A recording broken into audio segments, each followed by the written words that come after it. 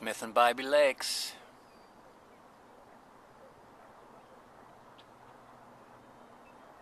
So gorgeous out here.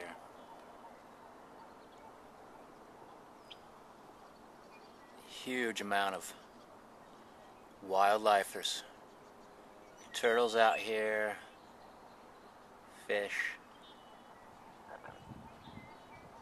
all sorts of birds. Seen osprey, blue heron.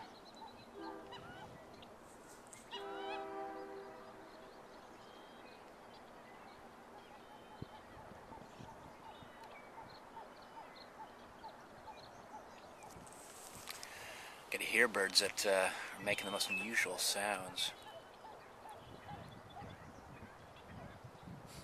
Like that one. So I'm going to name my boat. Got to come up with a name for it this year. I paddled around with it last year and never came up with a name, which I think is kind of unlucky. I think that you need to name your boat. Probably a boat with a name on it gets treated better, gets used more, and a relationship is built through the naming. So let's look at it. Let's see if you can see.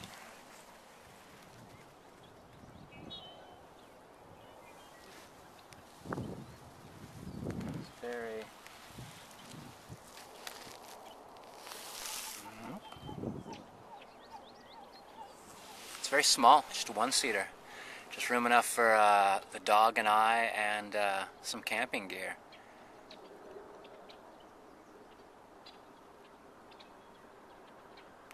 I like it because when I first started looking at solo canoes, they were so expensive.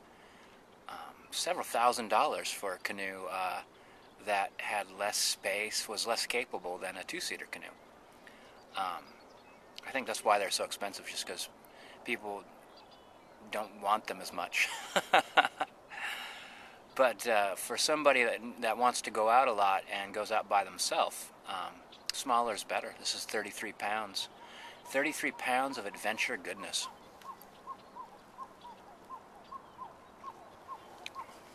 I've done kayaks and canoes. I prefer the canoe. I have a big canoe. I have an 18.5-foot canoe. Hold a huge amount of people.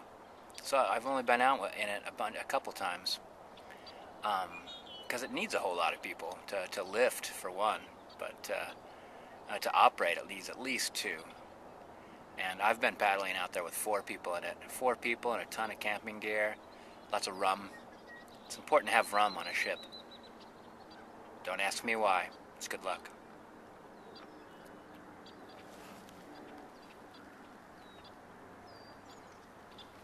Yeah, I think I'm going to ask everybody what they think I should name my boat. You know, no pressure. But the boat must have a name. The boat must be named. It already has a little bit of personality. It's fast. It's fast. It's pretty stable, but it's also, part of it being fast is you have to be careful. You could flip it. Well, you could capsize it, I mean. I don't know if you could flip it.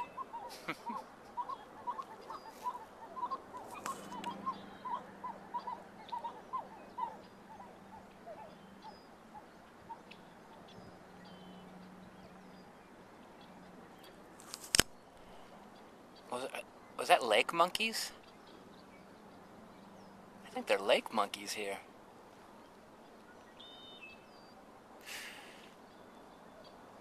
That was a weird sound.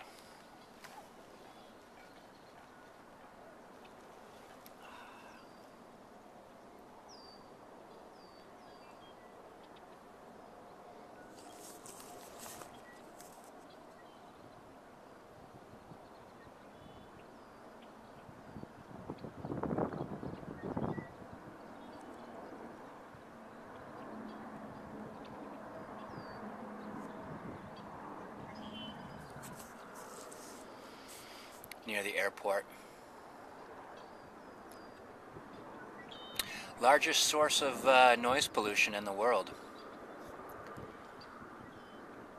If you ever really made an effort to get far away from everybody, you get deep into the backcountry. I've been places where there aren't trails so deep. I had help. I had guides.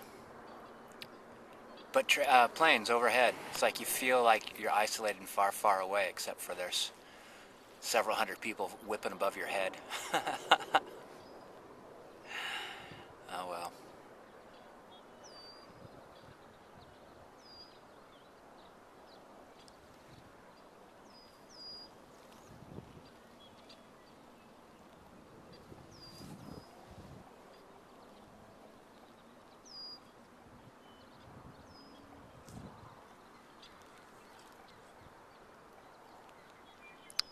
So nice.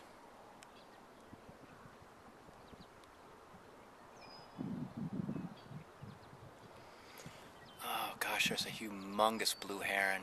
He's too far away to get him on film, but he's a monster. It's like a pterodactyl.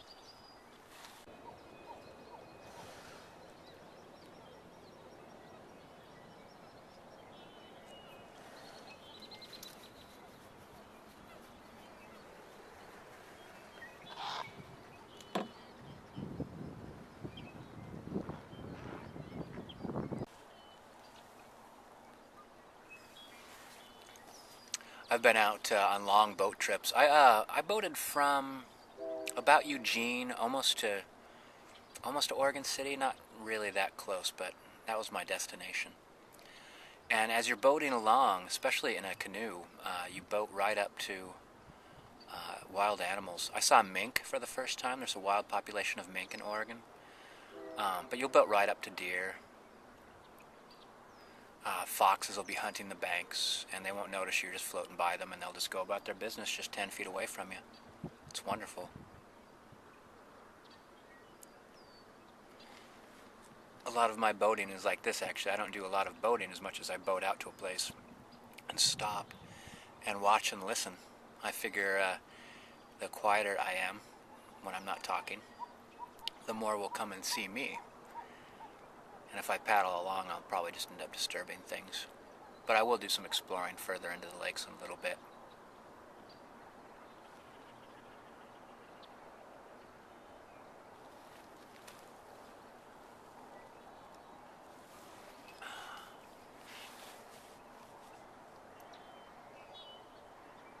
Yeah, well, I think that's about enough watching me space out to the lake. Wish you were here. So, since you can't be, I'm sharing it with you. Peace out. Earl on a boat.